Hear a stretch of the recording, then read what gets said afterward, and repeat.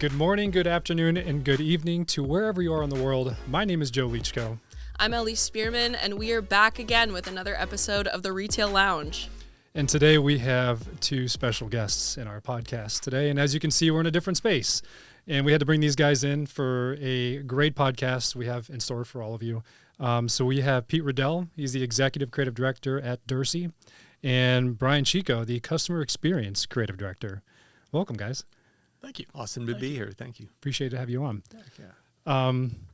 Yeah. And to let everyone know, I worked with these guys in the years past, and I will let them talk a little bit about Derse and what they do there, but it's fascinating. And today we're going to talk about the art of storytelling and experiential design and how all that kind of dovetails together. And, we'll talk through it. So, yeah. Cool. So if you guys wanted to, Pete, if you wanted to go first and give a little background and... For sure. So I identify as a recovering sports writer. That's kind of where I started, and which was great for a time. And then I parlayed that into being spat into the experiential and event industry. And I think upon reflection, I can see that the same fundamentals that make for good storytelling, just in athletics and things like that, absolutely apply to brands and companies and things like that. So, and it is still deeply weird to me what we get to do, the whole live event and experiential side. So, so that's in a microcosm, that's my journey. Yeah. Cool. What do you got? So I went to art school, so I'm that guy. Came out of art school, had a chance to spend almost a decade in the Science Center and Children's Museum space. So finding ways to use interactive technologies, interactive techniques to bring science education to life for bunches of field trip fourth graders. Had a chance to open up museums here in Pittsburgh, in Ohio, a couple of different places. After a decade of that, found Derse and realized, much like Pete did, that all of those same techniques of finding interesting ways to bring stories to life for fourth graders are also really effective at bringing brand stories to life. So all of the ways that we use technology, we use storytelling to tell brand stories, same as I was doing back in the museum days. Yeah. Wow. Yeah. Obviously, as we discussed, we're starting off here with this concept of storytelling. And Pete, I want to throw it back to you, the baton to pass your way, if you will, just to kind of get a little bit more insight of the knowledge you have to share with us here regarding the science behind great storytelling. We can talk about it from a psychological level. We can lean a bit more into emotions and decisions and why some stories stay with customers or any specific space and why some fade. Wow. I could totally geek out on this. Go for it. Yeah. So I will zoom out and just say, from a fundamental standpoint, I try to keep things really, really simple. Mm-hmm. And, the things that are important to me as a human being, I think are the same things that apply to, brands and companies as they're looking to tell their stories. And to me, the fundamental motivation of a storyteller is I want you to feel what I feel. Right. Mm-hmm. And when you create the conditions that allow for that to happen, and assuming it's done responsibly, magical things can happen. And I believe that to my core. Secondly, I think the foundation for all good stories and for good storytellers, at least in my practice, is you start with wow. Yeah. And I had heard that many, many moons ago, and I dismissed it because it sounds so cliche. But I am learning that is absolutely true. So wherever you find yourself, saying wow or thinking wow, that's a good place for your shovel to start digging. Definitely. And to me, the idea of wow, that covers every emotion, right? So you think of it in the classic sense of astonishment, right? Wow. But it could also be surprise, or it could be anger, or it could be just something absolutely unexpected. So what I've found in my practice, and I this is my hunch, is that the rules that apply for us as humans in telling our stories are one and the same. that the rules should apply for brands and companies. So like, if you think about like what your company does or what it offers, where in your journey do you find yourself saying, wow? And then that's really a good place to start for digging for stories. Yeah, for sure. And that's a great philosophy to kind of streamline off of. I mean, all we do is experience our own reality. So then relating that to a brand level and understanding the empathy that comes behind that is so valuable. Oh, yeah. Yeah, for sure. When you're sitting down with clients and trying to, create the wow, how do you craft that and design that? Do you start big picture, or do you just ask them what their wow is and then you kind of scale from there? So I will confess. So I am an EQ person. Yeah. I'm a feeler, right? Okay. So what I want to hear when I'm in conversations with customers and brands, I want to hear what they love most about what they get to do. I want to hear about like, what does it look like when you're at your best, right? And kind of like start with the things that are meaningful to them, because again, that's the raw material that forms the stories that they want to convey and present and represent themselves to the audiences that they serve. So that's where I start. I want to understand what good looks like from their perspective. I want to understand what it looks like when they're at their best. And then again, like the fundamental rules of storytelling are like the specific are what's universal. So like, I want to understand at a granular level, like, what do your clients love most about what you offer, right? And understand that in a fundamental, like granular way, and use that as kind of the raw material.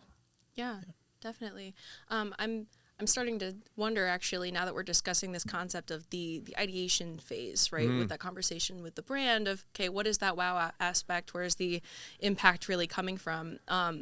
What is that process for you through the conversation to make that physical, to make that real, right, in the actual space? It's like designing the experience, basically shaping that. Yeah. So where I'll start is even reverting back to, so what I've come to appreciate is kind of my background from journalism, right? As a journalist, you have to be a curious generalist, right? And because you're engaging with people who are so wise about things that you may not be expert in.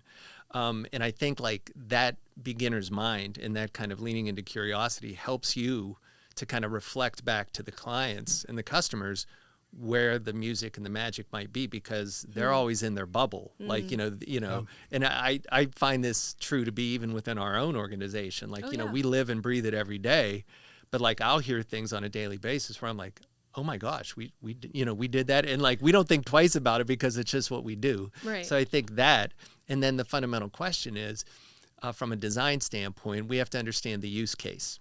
Right. So we exist in different live experiences and events and conferences and even things like trade shows, which tends to be short attention span theater. So fundamentally understanding, like, what is the use case? How much time do you think you will have to engage an audience, right? And then we also talk about swimmers, skimmers, and deep divers.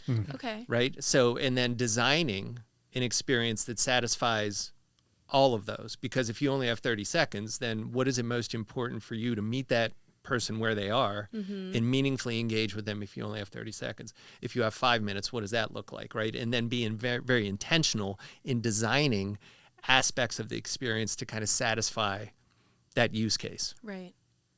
No, that's very intriguing. I'm also curious then, exporting from a physical space back into the digital, since we're discussing this whole, what you said, skimmers, swimmers, and deep divers. Yeah. Right? So outside of physical, then let's talk about digital, if you want to share a bit more for me about that. Oh my gosh. So so a couple weeks ago, I'll reflect it as a consumer, right? As from a participant. So I was at South by Southwest a couple weeks ago. Okay. And Small event. Yeah, just a little. Yeah, yeah. It's like for like an introvert that is struggles with kind of like being people-y. It's like, if you want free pizza, you go to that. Yeah, it's exposure therapy is what that is. But so I'll give you a great example. Like and to me, like, it's also kind of like the octagon for attention. There's just so much going on, right? So like seeing how brands lean into trying to create meaningful experience and resonance. So as a participant, there was one in particular that I thought was like exquisite. So Rivian was a title sponsor for South by, and they hypermiled all over Austin, like in terms of their presence. They were everywhere. So they were on the expo floor. They were in the hallways of the expo. They were outside of the expo. They had a ride and drive experience, a block away, which was in and of itself its own masterclass. And then they have a showroom existing in Austin. They reconverted that for like a brand experience space to host South by audiences with bespoke programming and things like that. And overarching all of this was this digital layer, right? So, you've got your badge, so it's, you get scanned.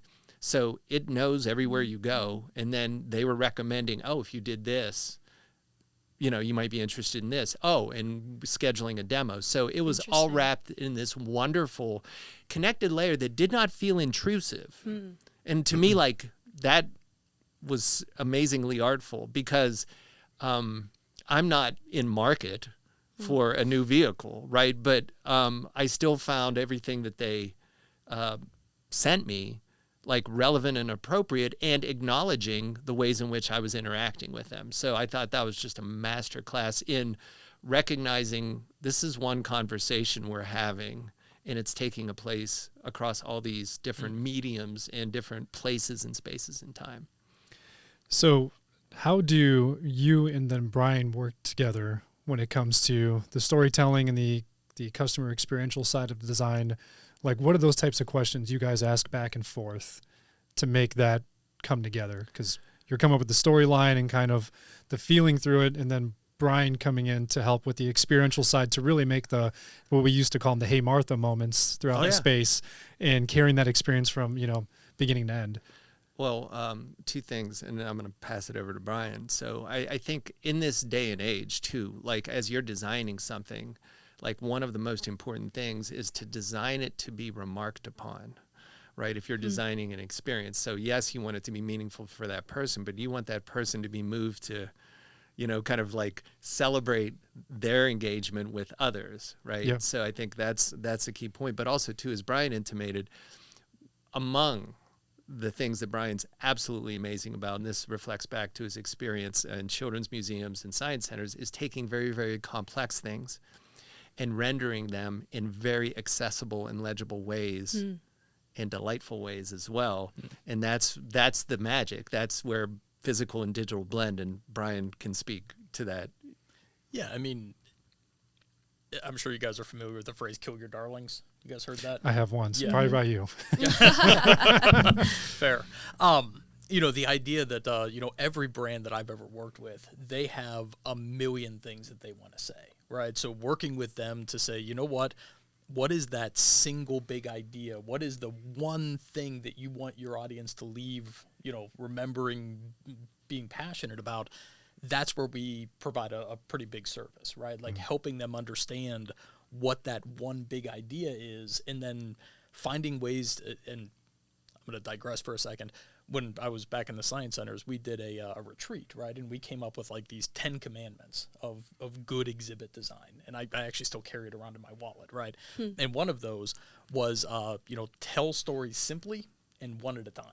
And especially in a trade show environment, but even in a retail environment, you don't have the attention span to get people to understand some layered, nuanced story.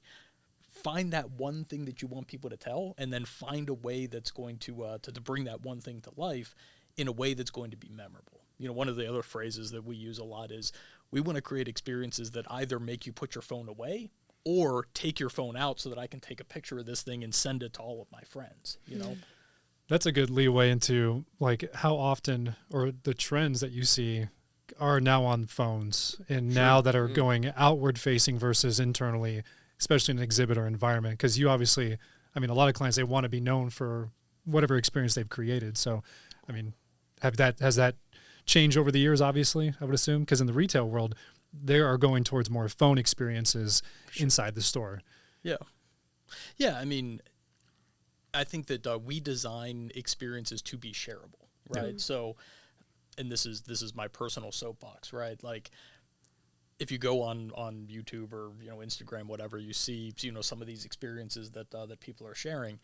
I sometimes wonder how much of that experience was designed for the share versus designed for the people that are actually there experiencing it. You know what I mean? Oh, that's interesting. Yeah. And I mean, as somebody who values, live experiences, as somebody who values, location-based, experiential, I never want to lose sight of the experience that each individual person is having with, whatever thing that we've created, right? But also, we would be doing a disservice if we didn't think about how that could be shareable, whether it's on social, whether it's, on a more traditional form of media.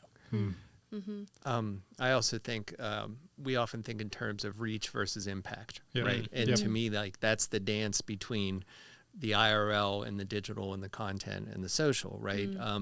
Reach, I mean, like all those channels are your distribution, but like there's things you can accomplish in a face-to-face setting that you cannot accomplish in the best of digital or social. So like, thinking about like how you can seize upon the opportunity to create impact in that face-to-face experience. And also we talk in terms of especially, right? I think like digital and social and content is wonderful as a forcing function to raise the stakes for delivering a more meaningful in-person experience. And to us, we talk about the holy grail of the only here experience. Yeah. Right? If this holds true in retail or events, is like there's sacrifice involved with people traveling to wherever. I mean, whether you're traveling to the mall or traveling, to a conference, right? There's frictions that are encountered. They are sacrificing in order to do that. So what can you offer in that IRL experience that they can't get elsewhere, right? So that's, I think, an illuminating factor for designing in-person experiences, but in conversation with, because they're going to be on at least one more screen, regardless of where they're engaging. And I mean, like as consumers, I mean, that's me in every store that I'm in, so understanding how they can complement each other, but also how there's unique value in that in-person experience and live experience. Right, definitely. I have always, especially just in the design aspect of anything, understood the value, as we've already discussed, the magic, if you will, behind the destination of the experience, regardless of where you are, whether it's Austin, whether it's some secluded location or something fantastic, right? But then, of course, still addressing the trends and still addressing the vast growth of technology. And I want to leeway just to kind of pick your guys' brain about this specifically. Surprisingly, of course, I'm going to talk about AI as it's 2025. I'm curious if you guys have any insight to share now that we're discussing the relevance of in-person, but still acknowledging that digital space. Have you had any interaction of the virtual reality in relation to this, or utilizing AI to the benefit of whatever your company is creating, whatever the brand conversation looks like? Anything in that nature? I mean, even like that would help, gain inspiration maybe, Right. or, quick ways to get projects out the door if you have to, Right. If the budget's not there or something, and how to use that stuff to kind of enhance that experience for you guys to get work done. That's been a commonality. We've been talking to bigger brands that they use AI a lot just to hurry up and get the designs out there and the inspiration for them to then hone in on exactly what they want to do to help them save time we look at AI to be a enhancement for designers and people versus taking a job or like doing something else. It's just another thing that helps you get to point A to point B quicker. But maybe think of something maybe you didn't think of or something like that. So just curious. So one of the things that I took away from the zeitgeist of South by is I was enjoying tacos in, I think it was the Fast Company Grill. It was completely serendipitous, and there's a wonderful panel on stage, and it was with interview with creators about like AI. And I think I want to make sure I get it right. I think it was Chris Dew, who is a founder of Future, which is a wonderful initiative worth paying attention to. But he said the way that in his agency, he asked the question, are you asking AI for the ideas or for the labor? And in his ecosystem, it's the latter, right? So like where and how can you offload, the labor to AI to free your people up to be their most creative selves? So from a design and kind of creation agency standpoint, to me, that makes all the sense in the world to be curious about, of where and how can we create the conditions that allow people to be their most creative selves. Right. Yeah. So If Mr. Rogers were here, he would say that I have a lot of big feelings about yeah. No, I think that you know, I'm a creative. I a lot of my best friends are traditional artists. Yeah. You know, so the thought that you know, AI will ever replace, you know, human creativity is a pipe dream. You Oh, know, definitely. you know, that's a non-starter for me. Where I use it is, I mean, think about any presentation, you know, we've ever put together where you go to, you know, Shutterstock or Getty or something to find Oh my inspiration gosh. Yeah. images. I'm sorry. no, Oh, please. yeah. You're Reminiscing. sparking things Yeah. that I'm thinking of in real time. Exclaims about AI. Yeah. So, you know, rather than going to Getty and saying, hey, give me some inspiration images that show, you know, whatever, can I have a Midjourney or whatever, you know, generate some AI things, you know, instead? And I mean, frankly, between us girls, like, you know, everything that you find on Getty nowadays is AI generated anyway. So, Right. so there's that. But I think that, you know, the point that Pete raised about, you know, the labor, not the ideas, that feels good to me. Yeah, definitely. Yeah. I mean, ripped from the headlines. So we were getting out a pitch yesterday, and at the 11th and a half hour, so we were working on an animation. They were like, "Oh, can you make a recommendation for the soundtrack?" And so you know, in not so long ago, like that, like searching for something that's suitable for, you know, a sound bed, that would take a little while. Like Oh, you, yeah. you know, you'd have to scour, listen, and based on prompt, I mean, had it within minutes. Yep. Right. So, and I mean, and it was a surgical strike. So, yeah. So, Yeah. The other side of that equation, right? Like we had a client that wanted to do voiceover, much like we're doing here. And, you know, they balked at the cost and, you know, hey, can we do this with AI? And it was not good. We ended up getting, you know, people that are human beings that are passionate about, you know, delivering a good performance. So, yeah. Oh yeah, definitely. Yeah, it's definitely an interesting pinpoint to touch, whether it's at a retail space or just creative in general, because of the future of the creative sure. space and what it's beginning to look like, you know? well, so, again, like just in the zeitgeist, like I've heard like, so there's, you know, the evolution of, you know, there used to be things like B2C and B2B, and then it was like business to human. And, you know, where we're getting very close to is like agent to agent, right? Where we where we commission our agents to interact with other agents, AI agents, you know, to create efficiencies and economies and to do the labor essentially, right? So, and we're a lot closer to that than probably we realize, right? Definitely. Yeah, we've, especially people we've talked to, and we're noticing even for AI in retail is they have AI or like cameras kind of following customers or watching what they're doing, what they have in their hand, and then, you know, putting basically like a funnel of campaigns through their phone, and they're showing them what could go with that baseball mitt you might have in your hand at a sporting goods store and where that goes. They're kind of like a couple steps ahead to help you get through life a little bit, but it is kind of weird that it's studying you all the time and trying to figure things out, just like all these AI cameras now are listening to us speak. So, yeah it's I mean, using AI to gather insights, to manage vast sets of data, to better inform a creative solution. Yep. I think that that's a fantastic use of AI. So with all of that, then this is like on the experiential design side, but where does like the tech and the stories and all that come together? Like now we're going to meet like where the rubber meets the road. Yeah. How do you go about that? Are you finding trends? I know you're studying and listening to the client, but what are you bringing then to them that's going to take them to the next level of taking that story from Pete and then taking it and pushing that off? I mean, I've always been a big fan of the toolbox metaphor, right? Like think about in your workshop, you've got your toolbox and, you know, I need to put a hole in that piece of wood. Yeah. I'm not going to get a hammer. I'm like, drill is the right tool for that, right? Technology is that for storytelling, right? So what is the story that you want to tell? Who are you telling it to?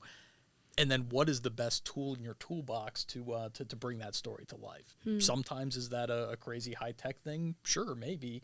Sometimes it's not, right? So at least my passion is making sure that my toolbox has the biggest selection, the most recent selection, the trendiest selection of tools that are out there. You know, I want to make sure I know what all my options are, so that when our clients come to me and say, hey, this is the kind of story we want to tell, I can go into the old toolbox and say, oh, I've got the perfect tool for that. And it happens to be this trendy tech thing that we saw at CES, or it's a very old, you know, physical, theatrical thing that people have known about for years but kind of forgot about, you know. So yeah, I don't think there's ever one right solution to that. It's what does the story need, and let's make sure we have access to it. What have you felt that's had most impact on any client, or there's something that might have been low tech and it was just the best thing since sliced bread, or every client is different? I mean, another one of our old chestnuts is one size fits one. You know, what was right for this client is not going to be right for this other client. Yep. My favorite example of that maybe is we had a pharmaceutical client, right? And you know, pharmaceutical clients, they tend to spend some money. This client had historically done big high tech, you know, hey Martha, you know, moment things. Coming out of the pandemic, they decided that they didn't want to make that kind of investment. So how can we get the same impact without spending, you know, making it rain, as the kids say. So what we came back with, the story that they wanted to tell was all about, you know, the patient-centric nature of their therapies, right? So we invited HCPs to, you know, think about the patients in your practice and literally build a solution for them with Legos. So we got little Lego minifigs, right? You got to build a little representation of the patients in your practice, and then had little bricks that represented the different solutions. These oncologists, they loved it. It sparked the best conversations that they've ever had between their representatives and the prescribers, because the guard was down. You know, it's not yet another touchscreen. This is a nostalgic thing. It reminds me of when I was a kid, and it lowers some of that armor to allow them to think about and talk about the things that are important to them. And I think among the things that's brilliant about that example, it recognized the context too, right? So, you know, like where are you activating as a brand, and what's happening around you, and what are your competitors are doing? What are the other things that are vying for that audience's time and attention, right? So if you are doing exactly what everybody else is doing, you're just going to blend in. Right. And, you know, and this even gets back to the science of storytelling of, excellence is expected, and it's mostly forgettable, right? So, so if you're looking to design to be memorable, you have to be, to quote Chip and Dan Heath from The Power of Moments, you have to be extraordinary. And what extraordinary means is just beyond the ordinary, right? So the context in which you're looking to connect and engage is also going to inform what's going to make a novel solution for that. Yeah, definitely. And it's intriguing also to think in relation to the Lego concept, but still discussing that spectacular moment, if you will, through reaching outside of just ordinary, utilizing something that's really touching base with what's still trendy in today's world in relation to pharmaceutical, but it's nostalgic. It's just this huge wrap of emotions through the customer journey and the customer storytelling, if you will, but then also still at a physical level that has this context of like deeper aspects of human function in our day-to-day that sometimes people just miss, you know? That's profound. So, you know, we've heard the trend described as nostalgia. You know, people, you know, appreciate things from, you know, I'll just say a simpler time, right? Or a time that, you know, when they were, you know, kind of younger in the world, as it were. Yeah. But like using those as kind of signifiers and conveyances, if you will, for different types of brand experiences. So yeah, definitely. I personally see it as such a beautiful aspect of innovation in today's world. That's such an inventive way and I love that term, nostalgia. I'm going to remember that one. Yeah. Keep it on the coin. You know, the future of storytelling and experiential designing and kind of bringing the wow moment to others. Like, what do you see next? Is it technology that's pushing it next, or technology is allowing you to come up with the other ideas? Like, what do you think where that's going? Yeah. So, I mean, storytelling has, since the dawn of time, been informed by technology, that's available. I mean, you go back to the cave paintings, or, you know, like early 20th century, the proscenium, right? You know, that's what influenced how stories were told. So as I believe that we are in a golden age. I'm an optimist. I believe we're in a golden age. There's never been a better time to be an experienced designer for the tools that are available. Now, obviously, with those tools come responsibility, right? Yes. But I think, I just think that the idea of putting good stories into the world has never been more important.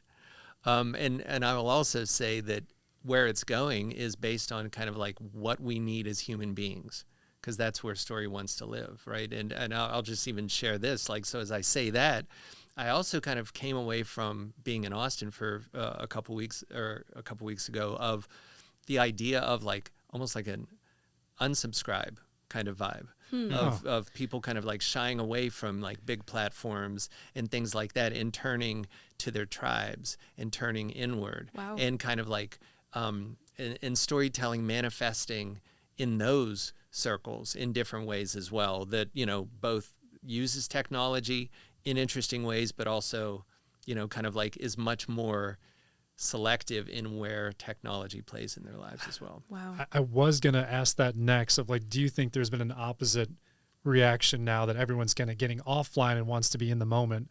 And technology is allowing that because we're in a huge digital age and everyone wants to live online. So I'm glad you brought that up. Well, and I'd love to share like one of the, I think to me, like one of the most inspirational things that just in my worlds that I've seen. So I have a good friend, Claire. I will reflect her good light. So Claire has a community that she serves, and she's using I think it's called flippingbook.com, and it's basically just a way to kind of page through PDFs. But what she's doing is she's handwriting letters on her tablet, and then through the medium of Flipping Book, sending them out to her community. So you in a digital sense are engaging with something digital that is absolutely handwritten. And to me, like that is a signifier for, I think, what the world is yearning for, a desire for something that has the human fingerprint on it, but can maximize its reach with the tools that are available. So to me, that's just a powerful example in my life of what it can look like. Oh, yeah. Oh, I love that. We're so used to automating, letting the computers do it, but how do you sew in the human side? Yeah. Interesting. Reconnecting with handicraft, which is like the core of design. It's beautiful. It's gorgeous. Pete, Brian, thank you guys so much for being on the podcast. We super appreciate all of the insights that you've shared with us and our community.